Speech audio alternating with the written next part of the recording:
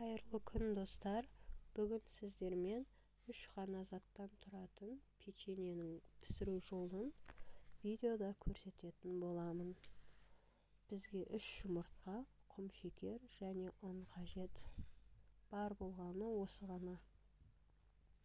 3 жұмыртқамызды ыдысымызға жарып, құмшекеріміздің барлығын бірден сала салмай, осылай бөліп қосып отырып жақсылап араластырамыз. Мен 3 бөлікке бөліп жақсылап араластырып, құмшекер барлығы еріп кеткенше араластыру керек. Осылай аппақ болып көпіргенше араластырып алдым.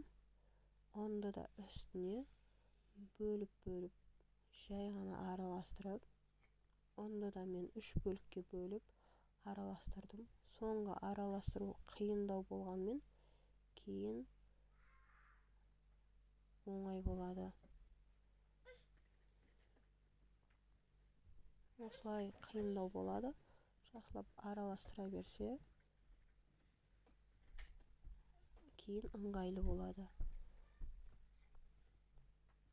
Осылай қасықпен алып, молырақ қып сала беруге де болады. Мен аз салып қойған екем, печеньелер жұқа болып қалды. Қасықты толтырып салуға болады. Беті сәл қызарғанша пісіріп алу керек. Осындай печеньелер шықты. Мен де бірінші рет жасап тұрмын.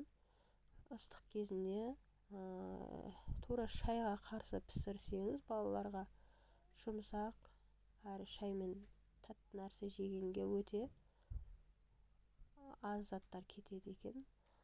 Ал кейін қатты болып қалады екен. Мүмкін мен жұқа қылып құйып қойғаннан шығар. Жасап көріңіздер. Бірақ дәмді.